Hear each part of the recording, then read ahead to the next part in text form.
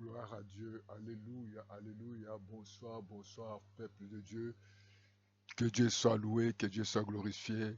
Nous allons chanter cette cantique pour témoigner l'amour, la grâce, la faveur de Dieu dans notre vie. Nous te disons merci Seigneur, merci Seigneur. Nous te disons merci Seigneur. Merci Seigneur, nous te disons tu es vivant, tu es vivant. Nous te disons tu es vivant, tu es vivant. Nous te disons tu es présent, tu es présent. Nous te disons tu es présent. Tu es présent, j'ai proclamé Jésus, il est le roi dans ma vie de tous les jours. Il est le roi, ma vie elle lui appartient désormais. Avec toi Seigneur, je régnerai à jamais, oui.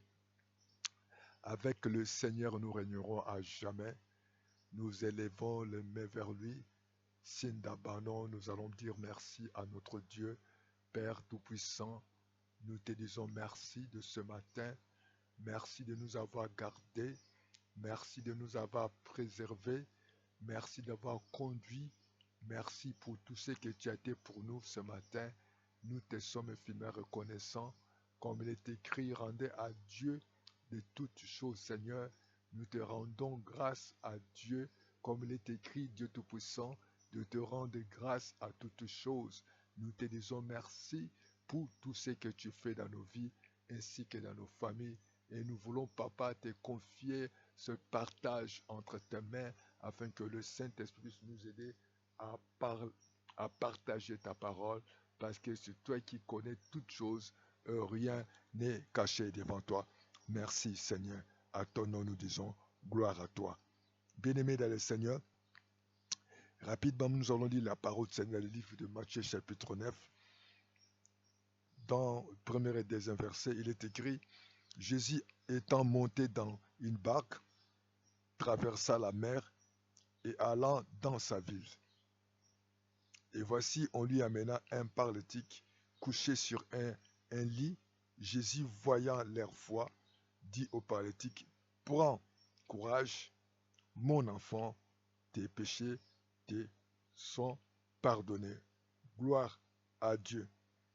Ici, nous voyons que Jésus, après avoir sorti de cette ville, de ce territoire de Gadara, là où il avait délivré un homme, cet homme passait des nuits, passait des jours sur le tombeau, et personne n'avait la force ou le courage de lui délivrer. Et après avoir donné la libération à cet homme, et Jésus-Christ, avec son agenda, il avait maintenant le point d'aller dans sa ville natale. Et on amena à Jésus un paralytique. Vous savez, Jésus guérit les malades. Jésus ressuscite les morts. Les sourds entendent et les muets parlent. Les aveugles voient. Et la manière où Jésus opérait des miracles, les gens ont décidé de venir auprès de Jésus. Jésus voyant leur foi. Vous savez, tout est basé sur la foi. Et lorsque nous venons devant Dieu, nous devons avoir la foi. La foi, c'est quoi? C'est une ferme assurance. Les choses qu'on ne voit pas, mais nous croyons. Et nous les démontrons par rapport à notre comportement, par rapport à notre attitude, par rapport à notre langage. C'est là la foi. On espère. On croit, c'est comme une femme. La femme enceinte, elle n'a pas encore donné la vie, mais elle se comporte. Elle va au baiser. Elle jette elle prépare la lettre. C'est ça la foi. L'enfant est encore dans le ventre, mais elle croit qu'après 9 mois, elle va accoucher. Et nous devons avoir la foi. Pour vivre des miracles de Dieu, nous devons vivre la foi. Mais la Bible nous dit que lorsque Jésus voit leur foi, première chose, il a dit à ces gens-là, Il a dit de prendre courage. Vous savez, beaucoup de gens aujourd'hui sont découragés. Aujourd'hui, beaucoup de gens sont déçus. Beaucoup de gens ont refusé d'aller à l'église. Beaucoup de gens ont refusé de porter l'offrande ou la dîme ou d'assister les autres par rapport à leur situation, par rapport à leur vécu, par rapport à leur déception. Je vais t'encourager à avoir la foi. Parce que Dieu ne voit pas nos habits. Dieu ne voit pas les bâtiments. Dieu ne voit pas tes matériels. Dieu ne coûte pas tes bonnes paroles, mais il voit d'abord la foi. Jésus-Christ n'a pas pu opérer de miracles dans cette vie de Nazareth parce qu'il a vu l'incrédulité était posée. Les gens là voyaient Jésus comme fils de Marie et Joseph. C'était la chair. Mais nous devons vivre par la foi. Nous devons marcher. Nous devons confesser. Nous devons avoir l'attitude de la foi. Ils ont amené leurs frères qui étaient malades. Donc le fait de déplacer cet homme, il croyait à la puissance de Dieu. Lorsque nous venons auprès du Seigneur, nous devons venir avec la foi. Ne viens pas avec l'esprit de découragement. Que je crois que ça n'a pas marché. J'ai tellement beaucoup prié. J'étais dans les retraites. J'ai confessé. J'ai chassé. J'ai réclamé. J'ai proclamé. Rien ne va. Non. Quand tu viens, ayez la foi que Dieu exauce la prière. Quand tu viens, on dit, crois qu'il est celui qui donne la vie là à la mort. Quand tu viens, crois que Jésus-Christ est capable de faire, d'intervenir. Et Jésus voit notre vie. Pourquoi beaucoup de gens, des fois, n'arrivent pas à vivre le miracle? Parce que Dieu voit. Dieu nous voit lorsque nous venons. Notre attitude, notre parole, notre comportement, notre ajustement, qui peut tarder notre bénédiction. Mais Dieu connaît. Dieu connaît notre cœur. Il connaît réellement le vrai chrétien. Ce n'est pas d'avoir beaucoup d'âmes dans l'église. Ce n'est pas une multitude, la foule. Mais non. Dieu cherche à avoir nous. Si réellement nous mettons notre confiance à lui. Si nous avons réellement la crainte de Dieu. Et si nous marchons avec lui. Et la Bible dit que Jésus a vu leur foi. Oh bien-aimés, nous ne pouvons pas vivre les miracles en étant dans le découragement, en étant dans la peur, dans les murmures. Mais nous devons avoir du courage que Dieu peut faire. Et Jésus parle de l'enfant, mon enfant. Il y a des gens qui ne sont pas encore enfants de Dieu. Ils ne sont pas encore dans le monde. Ils sont encore dans les péchés.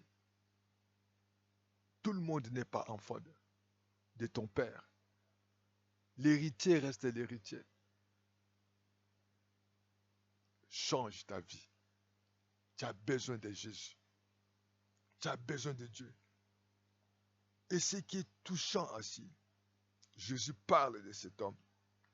Est-ce qu'il était capable de le guérir? Mais il parle de péché. Il dit, tes péchés sont pardonnés. Vous savez, les péchés nous séparent de Dieu.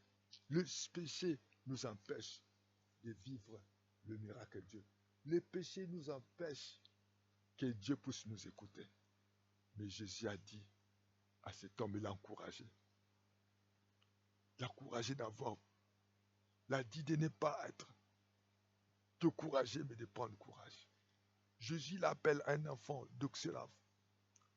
L'amour. Et Jésus, Christ parle encore à cet homme. Il dit tes péchés. Combien de péchés. Beaucoup de gens ont ouvert la porte dans leur vie par rapport au péché, le mensonge, l'adultère, la fornication, le vol, la haine, l'injustice. Dieu connaît Jésus qui savait vivre la foi. Qu'est-ce que Dieu voit en toi? Voilà pourquoi nous allons prier. Jésus connaît réellement l'origine de ton problème. Comme il voit à la vue, cet homme avait un problème du péché. Cet homme avait un problème de découragement. Voilà pourquoi il dit tes péchés sont pardonnés. Il voulait le faire réconcilier avec le Père. Que le Seigneur connaît. Connaît réellement. La Bible dit Dieu connaît la voie des justes. Et la voie des méchants est l'envoyer. Nous allons prier le Seigneur. Seigneur, Tu connais ce qui est l'origine de mes problèmes. C'est toi seul qui connais. Tu le sais. Tu le sais ce qui est l'origine de mes difficultés. Tu connais ce qui est à l'origine de mon chômage. Tu connais ce qui est l'origine, Seigneur, Père, de mon célibat. C'est toi qui le sais. Tu connais mon origine. Papa, de mon stérilité, de ma pauvreté, de difficulté. Tu sais l'origine de cette maladie. Tu le sais, Seigneur. Ce qui importe, papa. De la même manière, tu as vu la foi de cet homme. Tu as vu la foi de ses parents. Papa, tu me vois dans mon cœur. Aide-moi. Aide-moi, Seigneur. Aide-moi ce matin. Aide-moi ce soir. J'ai besoin de toi. Tu le sais. Tu as tout le pouvoir. Tu as le pouvoir, Seigneur, par rapport à ta divinité. Tu as le pouvoir, Seigneur, sur ma santé. Tu as le pouvoir, Seigneur. Tu as la puissance, ta grâce, ta compassion, Seigneur. Ta bonté, Jésus. Ta miséricorde puisse intervenir dans ma vie. Interviens, Seigneur. Interviens dans ma vie, Seigneur. Fais-moi faveur, Jésus. Ce qui est important, Seigneur, pour moi, que tu interviens. Puissamment, Seigneur. Interviens selon ton pouvoir, Seigneur. Interviens par ta puissance, par ta grâce, par ta compassion.